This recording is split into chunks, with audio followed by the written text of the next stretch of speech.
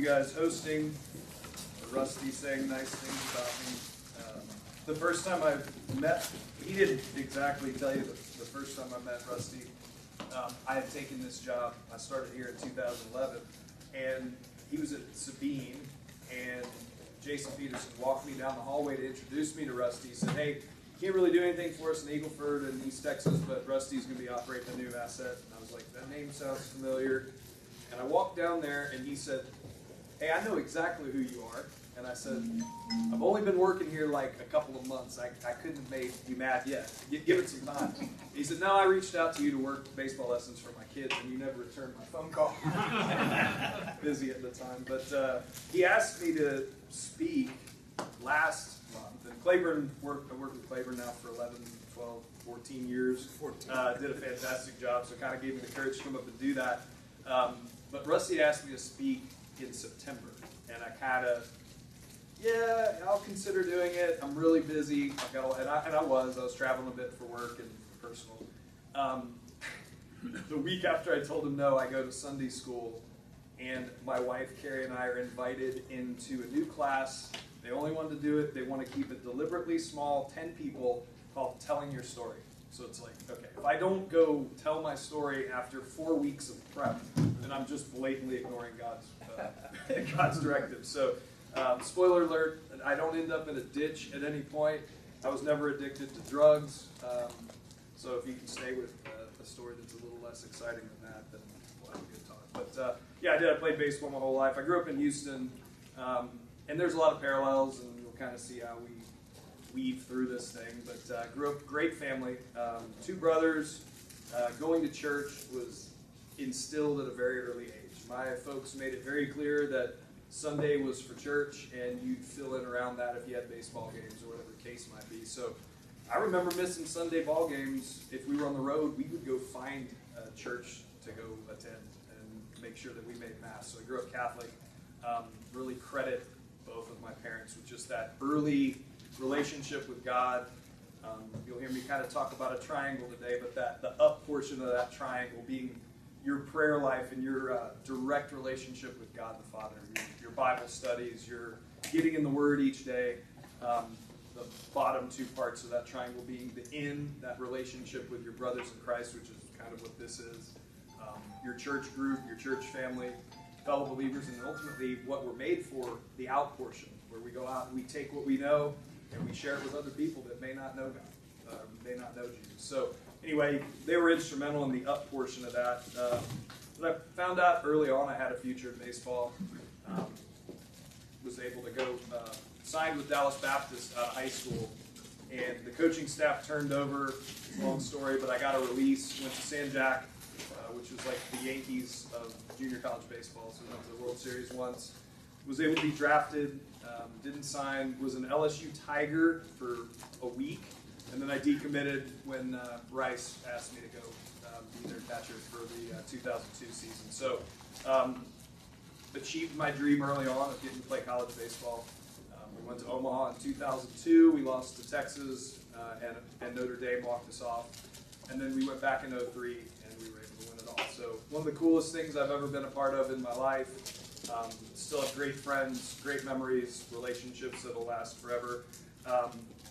But it was also at Rice that I had my first exposure to a proper Bible study.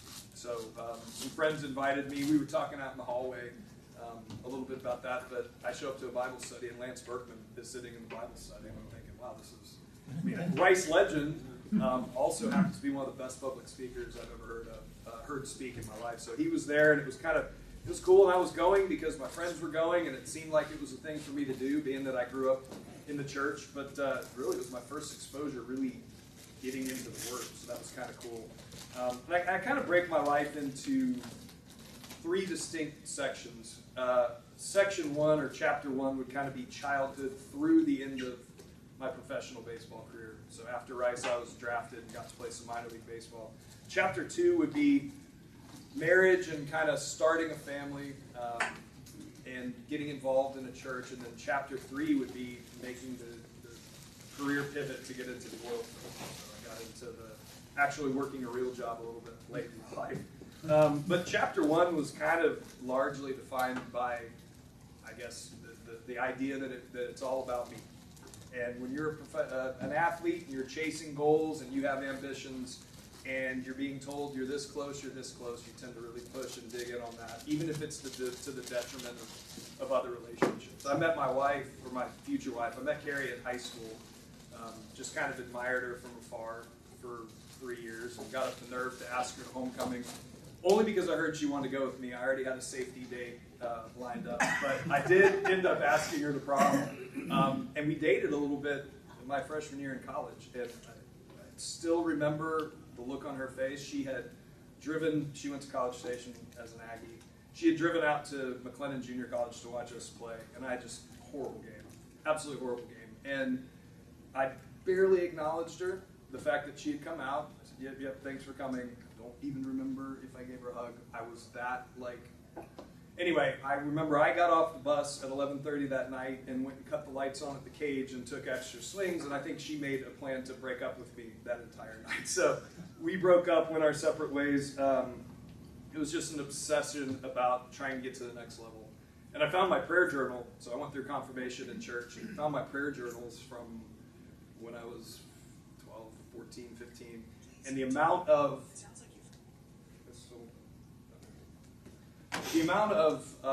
just obsession about trying to reach my goals. Hey, if I get this many hits, I'll be hitting 350 next week. I mean, this is a prayer journal. I'm supposed to be journaling, talking to God, and I'm asking Him for hits and asking Him for scholarships. So it was a really naive version of what being a follower of Christ was. Hey, if I ask for this, I mean, the Bible verse that I had on my hat, on the knobs of my bats, Matthew 21:21, when Jesus curses the fig tree, and he and the apostles come back by a week later, a few days later, and they ask about it, and he said, well, if you believe in your heart that, and you pray for it, it can be yours. If you tell this mountain to be lifted into the sea. And in my mind, I'm like, well, if I just pray hard enough and work hard enough, I'll achieve all my goals. We'll get to me not achieving all my goals here in a second, but so that was kind of a pivotal verse for me. But I was a bad boyfriend. Like I said, a good guy. I wasn't breaking rules, but I certainly wasn't concerned with other people around me. So you kind of fast forward, and I was lucky enough to win the College World Series in Omaha, and you go from 25,000 people at Rosenblatt to signing your professional contract for $800 a month. That's before taxes, and that's split between 2 checks, in case anybody was wondering what rookie ball paid in 2003. And then you hop on a train, and you get dumped out in the middle of Washington State, and you're playing in front of 15 people, and you're eating peanut butter sandwiches. It was eye-opening. But I dug into that identity. I'm a baseball player. That's what I've always done. Carrie's college friends knew me as the guy that came in and beat A&M twice that year. That was my identity. And it wasn't until pro ball that I actually started to mature. And I really do believe God puts people in your lives and gives you situations that you don't understand at the time, but then in retrospect you can look back, and it made all the difference in the world. And for me, that was a friend named Matt Hagan that I met in California. So that was my 3rd year, 2005, high A, California. I think I was making $1,000 a month now. And Matt was the first Christian my age that walked the walk, talked the talk, shared his faith, challenged you to be better, held you accountable, talked about his personal struggles, wasn't out running the bars. I was never really that guy. Like I said, I was pretty focused, and I didn't want to show up to the field and be playing the next day and not be 100%, but I'd go out. But just an awesome, awesome Christian witness. And one of the moments that sticks out in my head is I had a horrible game, made the last out. You don't appreciate it when you're there at the time, but kids asking for autographs. Oh my gosh. If I could go back in time, I would enjoy signing every one of those. But kids were hassling for autographs. They think you're going to be the next Cal Rally. And hey, can I have a ball? Can I have a ball? And they're leaning in the dugout. Do you have a broken bat? They love broken bats, and that's a heck of a souvenir. And I said, hold on a second. And I got the bat out of my bag that was still intact because I didn't touch the ball that night. And I went up the tunnel, beat the heck out of the brick wall up there, snapped it in 2. And when I turned around, I thought this was going to make the kid's day. I looked at him, and and his mouth was hanging open, and his eyes were that big. And I immediately I felt ashamed of myself. I gave him the bat, I signed it for him, I tried to patch it together. Matt Hagan took me to chapel that Sunday. So because you're playing every day, you don't have access to a church if you're on the road. Even if you're in town, a lot of people weren't going to church Sunday morning in the minor league schedule. A lot of day games. So they would have a chaplain come in and lead a small message. And that message was Colossians 3:23. Whatever you do, don't work for man, work as though you're working for God. So I stepped back and I looked at this situation I was in, and this just singular focus of achieving my goals, and I started looking at it in the scheme of who I could directly impact. And that little kid was certainly somebody that was looking to me to be a role model. And what kind of role model was I that night? So it kind of started changing my thinking, and it also changed how I felt about the path that I was on. So it's kind of that year that a couple other things had taken place. I remember we were playing in Rancho, I believe, in the Cal League, so I was based in San Bernardino. Tied the game with a double in the 9th inning, extra innings, walked it off with a double. Came in the next day thinking, check the lineup, not in the lineup. And I sat there and I'm like, God bless. And the hitting instructor, Henry Cotto, came up and he goes, what are you so pissed about? And I said, well, what do I got to do to get in the lineup 2 straight days? You know, I was splitting time. He goes, you really thought you were going to be in the lineup 2 straight days? Like, all right, so clearly there are things at play that I can't directly affect.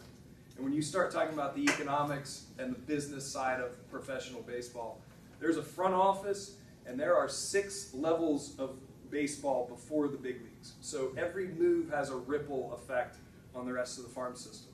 And we were talking about it out in the hallway, the percentage of guys that actually play professional baseball. Out of high school, 0.03% of high school baseball varsity players will have a chance to play professional baseball. 5% will, I think, are drafted. College, 10% are drafted or signed a free agent contract.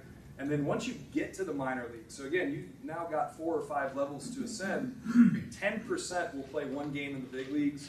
Less than 2% will make a career in the big leagues. So you're starting to look at this outside of like my singular focus of achieving my goals, and you're starting to now have people in your life that are directly influenced. So we're kind of stepping into phase 2 of my life. I'd made the decision after that California season. I said, you know what, I'm gonna keep with it as long as I'm progressing. And the next year I played AA in San Antonio, and that was great.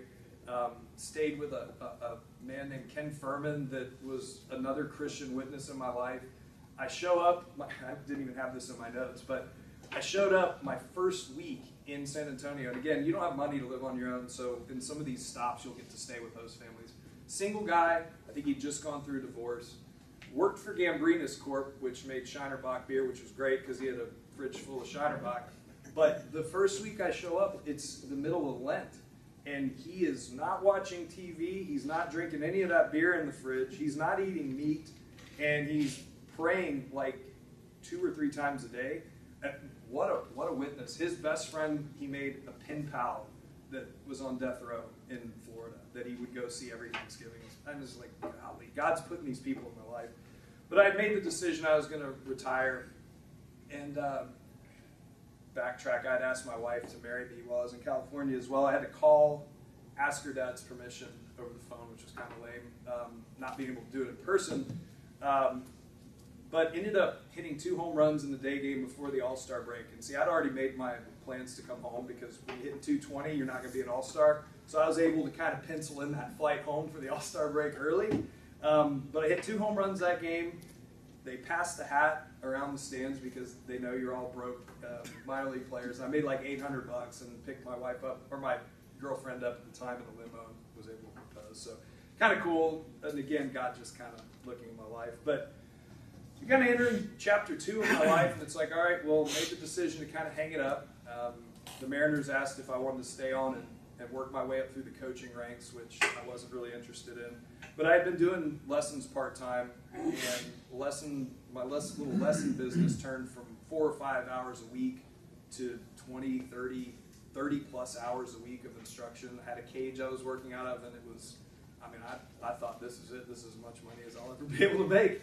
And but I wasn't exactly fulfilled in that, and it's kind of seeing the light at that end of the tunnel starting to close. And man, my 30th birthday hit. Everybody talks about turning 40. For me, it was 30. 30 was hard. My wife put together this killer party, and I'm sitting around going, well, that's my buddy that sold an insurance company, and that's my buddy who's a VP over here, and I'm thinking, yeah, I do baseball lessons for a job, and just wasn't really impressed with where I was in life. Meanwhile, God had put in my life, phase 2 here is my wife, and I'm watching her model all of the things that I don't do naturally.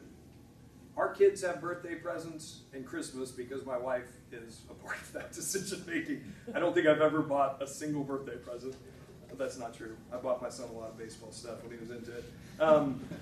But I watched her. She was diagnosed with multiple sclerosis in 2006 when I was in San Antonio, which hit like a ton of bricks. And I watched this, you talk about a God-fearing woman.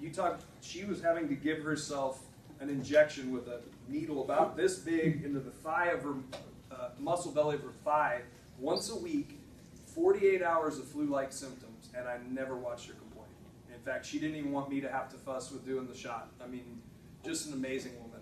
And a lot of you guys have actually donated. We used to do a lot of fundraising for Walk MS, so thank you for you guys that have donated, because, kind of off topic, but through the years, she's gone from that injection to a daily pill with no adverse side effects. And that's due to a lot of the R&D that went into a lot of the money raised. So thank you guys indirectly for that. But I just wasn't fulfilled. Church was great. We had found a church to join. Pastor Steve Soames at Resurrection Lutheran, another huge role model in my life. Kind of the first pastor I had a direct relationship with. We did some good stuff. Got involved over there. Worked with the high school youth, served on the board multiple times, did some mission work. Talk about that in a sec. My wife had gone to visit that church while I was out of town coaching, and she said, hey, I found this church, it's good. I was Catholic, she was Methodist. My church, it was hard to get her on board there. Her church, I wasn't on board. So we found what we called Catholic Light, which was conservative side of Lutheranism, but I went back with her, and Pastor Steve said, oh, Carrie, great to have you back. You must be Justin. I heard a lot about you. And I'm thinking, wow, this guy's, turns out that is one of his superpowers, is name recognition, which would go a long way in my line of work, but a really special guy. During that time, I'm doing the hourly baseball lessons, and got a former student here, Carson, Rusty's son, that worked with me a little bit. So I did end up getting to him eventually. We didn't put him in the big leagues, but you've done a heck of a job raising an awesome young man. But at one point, when I was doing it full time, I had seen a study or seen a piece on the news where a little kid with Down syndrome, I can't remember where, was putting Bible verses in everybody's sack when he would sack their groceries at the grocery store. And I'm like, well, that's kind of a cool thought. So I decided, this was before smartphones, if I had a lesson, I would, and this is probably before you. I don't think I was doing it. I took you when I was part-time. But when I was doing it full-time, 30 hours a week, I would take sheets of a Bible verse for the week, cut them up, and then write the kid's time on the verse and hand it to them to kind of remind them for next week. Number one, I didn't want to get canceled on because Mom forgot. Number two, I thought, man, that's a pretty cool idea of how to, and you'd be amazed that I had 3 or 4 kids come back years later and say, man, that kind of kick-started something in my life. I had 2 of them I know that got baptized and saved, and they credited part of that. So again, that's not me. That's just an example of being a witness in the area that you're in. Even when I'm going through a part in my life where I don't feel like I'm serving a purpose, I feel like I'm at a dead-end job, I'm wanting to do something new, God used that to touch other people. So, just like Matt had been that for me, or Pastor Steve, or my dad. Didn't even mention my dad growing up, alcoholism. I mean, that and I don't remember it, but he kicked it. He was humble enough to go to AA, and we lived our life in a functional household because he prayed over something that had hold of his life, and what an example that was for us. So we grew up thinking if we took a sip of alcohol, we'd all be alcoholics too. So it was actually great parenting, kept us on the straight and narrow. But not only my dad, just being there every step of the way on the baseball stuff, supporting in everything we did. He was the one that told me, son, chase this as long as you can. You got the rest of your life to work a job. and he helped support that decision too. But just watching that leadership at an early age, it's just, you look back at these people that, you know, God had put in your life. But anyway, I kind of decided it was time to transition, and was able to do some networking. A lot of you guys know Jamie Polk in here with, or Dick Polk in here with New Tech. I know they do a lot for the organization. I've been talking to his son Jamie about maybe making a jump and getting into a different industry, and I figured if you're bringing your kid into me and paying me $80, $90 an hour to work with them, you're probably in a pretty good industry. So I had some different opportunities, and Maurice Bledsoe, you guys know Maurice, used to be at Tamar as well, hired me, gave me an opportunity, sight unseen, and we had just had a guy that I grew up with that was working lessons in my cage that I introduced to the Bledsoes, and they hired him first, and it didn't work out. It was a horrible train wreck. And so when Maurice told Brent, who has worked with us for years, hey, we're going to bring this guy on, Brent looked at him and said, neither of them have a resume. They're the exact same person. Played minor league baseball, threw baseballs to kids for 3 years. What are we doing? And so I made up my mind, if I'm going to make this jump, I'm going to do it the right way. And I put everything I had into it. Fish out of water. I mean, you talk about, Claiborne knows I didn't grow up hunting. I'm borrowing hunting clothes. I'm like, I got to kind of fit in here. I'm borrowing hunting clothes. Taking notes on our conference calls, like, okay, what's an operator? What's a rig contractor? I'm studying the map, trying to see where the railroad did. I mean, I don't know anything. So 30 card drops a day. Sorry if I spammed some of you guys in here. A lot of you guys were nice enough to take a meeting with me early on, and I do appreciate that. Jim was one I used to go sit with and talk baseball. I'm always appreciative of those types of folks. But working a more traditional schedule freed me up to get even more involved at church. And I had mentioned the trips to Belize. And I don't know if anybody here has done mission work, particularly international mission work. And I would say it's a little bit different just because of the socioeconomic status of some of these countries you go to. But we went over there to be part of a home build, but more importantly, we were there to minister some of the boys of the local trade school. They have a trade school down there that, you know, prospects are kind of bleak for some of these kids. Most of them are growing up without fathers, and so they're looking for us to kind of go in and just be around these boys and witness to them the time we're there. And I'll never forget, we were in the back of the truck going to a work site, and one of the boys says, well, aren't you guys afraid your wives are cheating on you while you're over here? No, and he goes, oh, that would definitely happen here. Like it's an unfortunate culture. But I remember being over there, and the first night we were there, a family that was a recipient of one of the homes that we built, which if I'm building your home, that tells you exactly what kind of house you're getting. I mean, it's a 50 by 50 cinder block structure with no interior doors. I mean, they would hang sheets inside. But I mean, this family came out, Dennis and Ennis, and they wanted to host Resurrection Lutheran because, man, we were friends of the community and we'd helped start some programs. And the kids are walking us around this house, showing us their rooms and just how proud they were to actually have their own room, even though they're sharing it with 2 or 3 siblings. That was their room. And it was just eye-opening for me, man. Like, there's more to life than just that inward focus that I've had. So as I'm kind of working through my life, like, it's kind of like the illusion that this all life is achieving your goals. It's kind of starting to be revealed that maybe that's not the case for me. Got involved with those mission trips, working with the youth.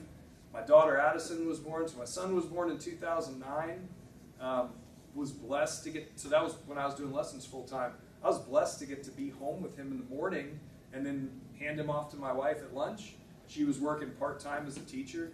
All this time I'm thinking, man, I'm spinning my wheels doing this lesson stuff. I don't want to do it for the rest of my life. God had placed an opportunity in my life for me to spend each and every morning with my son. Like, that's pretty cool. A lot of dads don't get to do that ever. And so it's only through hindsight that I realized, man, what a gift that was.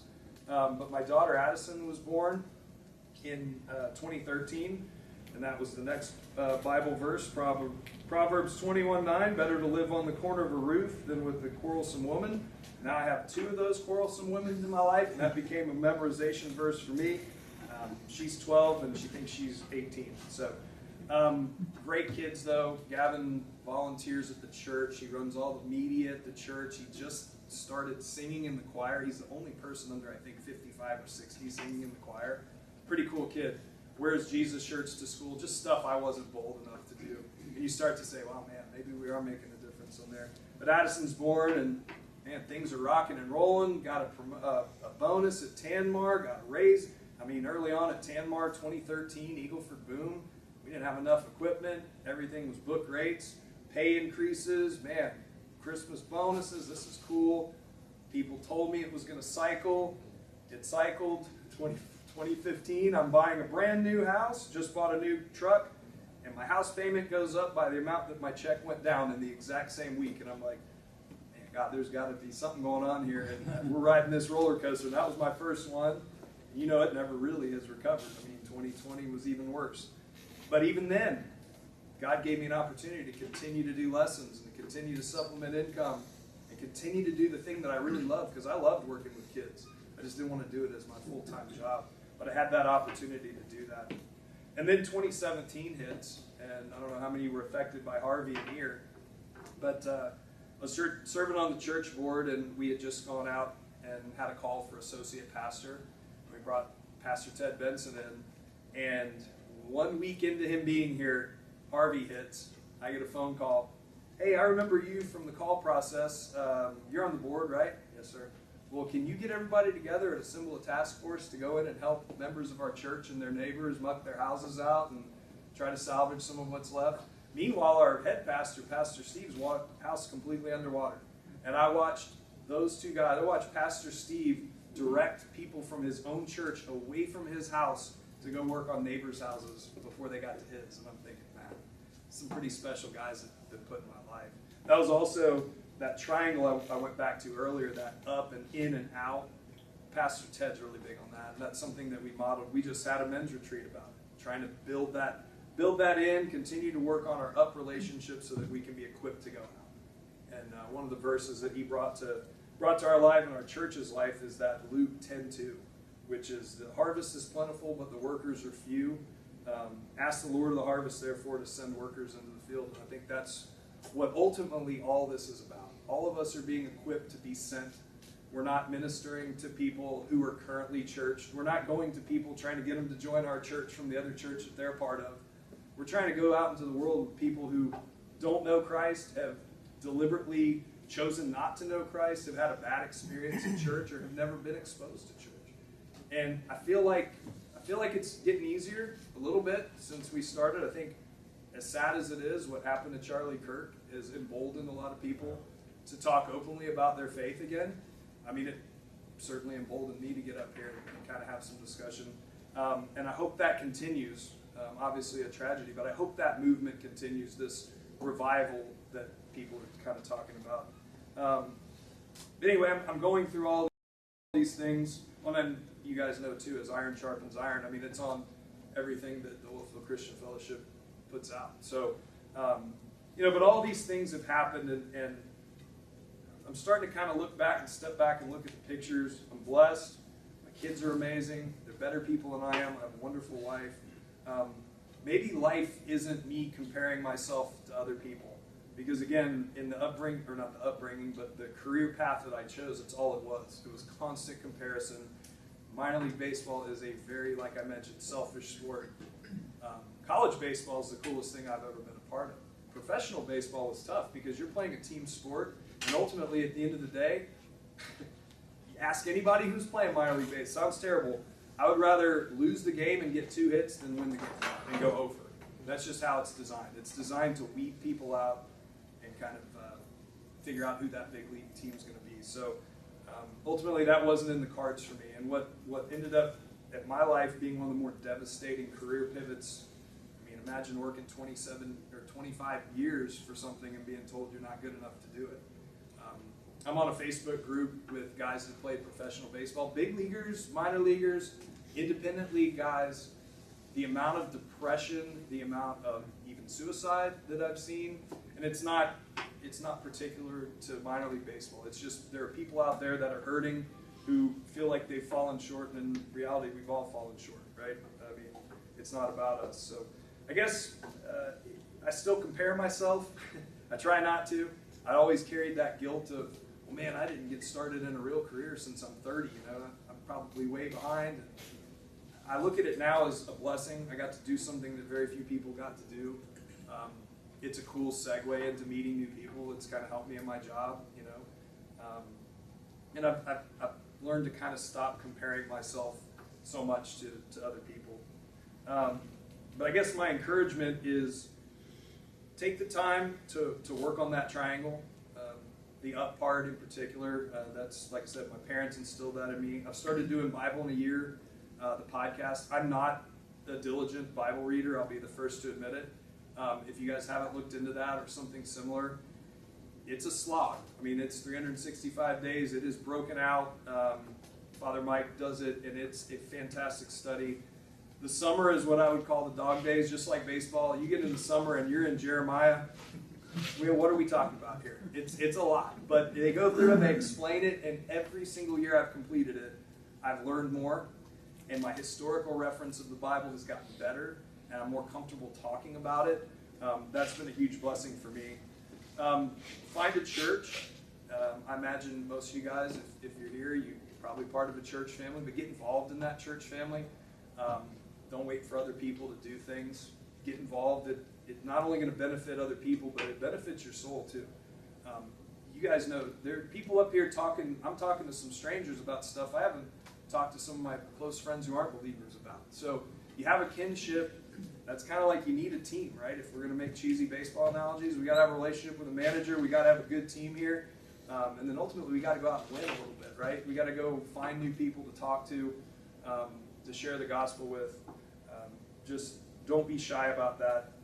Telling your story, like what I'm doing today, it's just telling your story. It's talking about what God's done in your life. And it's been cool to be asked to do this. I definitely got out of my comfort zone. But I guess that's kind of my summation. So get involved and look out for one another. And obviously, like we always say, speak the gospel everywhere you go, and if necessary, use words. So anyway, thank you guys.